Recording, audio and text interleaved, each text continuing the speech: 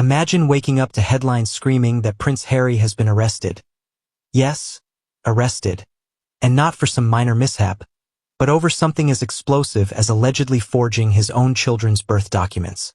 It sounds like a storyline ripped straight from a royal drama series, but the whispers and shockwaves spreading across the globe suggest this is no ordinary tabloid frenzy. The scandal revolves around Archie and Lilibet's birth records, which investigators claim show signs of tampering, and Harry, according to reports, is being painted as the man behind the cover-up. Could this really be the final straw that severs his ties with the royal family for good? Let's dive in. The Royal House of Windsor has endured its share of storms, but this one feels different. The idea of forged documents tied to children already surrounded by speculation is the kind of revelation that sends Buckingham Palace into lockdown mode. Think about it.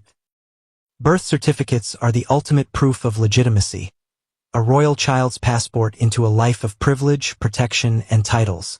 If those papers are called into question, the ripple effect could shatter the very foundation of the monarchy's carefully guarded reputation. So, how did it get here? It all began with murmurs from insiders who hinted at inconsistencies in the paperwork surrounding Archie and Lilibet's births. Small details didn't add up. Timelines blurred, names altered, official seals slightly off. At first, these were brushed off as harmless clerical mistakes. After all, the royals are human too, right? But as investigative reporters dug deeper, authorities allegedly found evidence of deliberate tampering. And in a twist that no one expected, all fingers pointed toward Prince Harry himself. Imagine the gravity of that moment. A son of the late Princess Diana, once celebrated as the People's Prince, now handcuffed under accusations that could not only damage his legacy but stain the innocence of his children. It's almost surreal to picture Harry, who left the United Kingdom to protect his family from what he called toxic media scrutiny, now finds himself the headline of the very circus he tried to escape. The arrest, according to royal insiders, triggered immediate panic behind palace walls. Reports claim that King Charles, Prince William, and Princess Anne were locked in emergency meetings, weighing one unthinkable decision: whether to cut ties with Harry completely.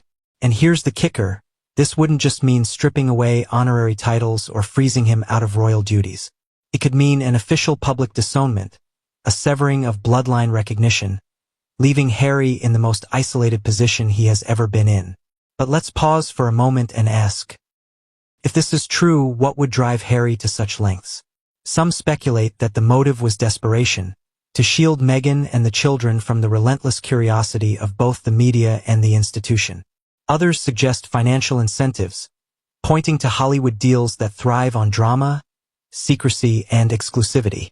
Could falsified documents have been a bargaining chip in the high-stakes world of streaming contracts and memoir revelations? The thought is chilling, but in the realm of power, fame, and royal politics, nothing seems too outrageous anymore. The public, of course, is divided. Some argue this is just another smear campaign, a carefully orchestrated attempt to dismantle Harry and Meghan's credibility once and for all. Others see it as the inevitable outcome of years of tension between duty and rebellion. After all, Harry has long stood as the black sheep of the monarchy, unafraid to call out the system he was born into. But there's a world of difference between airing family grievances and committing an act of forgery that could shake the royal bloodline. The stakes here aren't just personal, they're constitutional. Meanwhile, Meghan's silence has only fueled speculation. Eyewitnesses say she appeared pale and shaken when leaving their California mansion, avoiding cameras and refusing to comment. For someone often accused of being overly calculated in her public image, the sudden absence of a statement feels louder than words. Could she be distancing herself in case the allegations gain traction? Or is she simply preparing for the legal storm that could engulf them both? The story doesn't just stop with scandal. It raises deeper questions. If the documents were indeed falsified, what does that mean for Archie and Lilibet?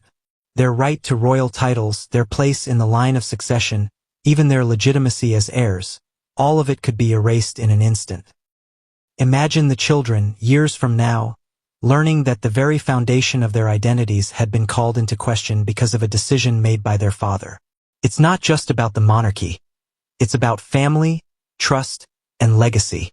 And here's where the irony cuts deep. Harry has always portrayed himself as the protector of his children, determined to shield them from the same fate that haunted his mother. Yet, if these allegations hold, the very actions he took to protect them could become the reason they are forever distanced from the royal family. It's Shakespearean in its tragedy. Loyalty, betrayal, love, and downfall all tangled in a single narrative.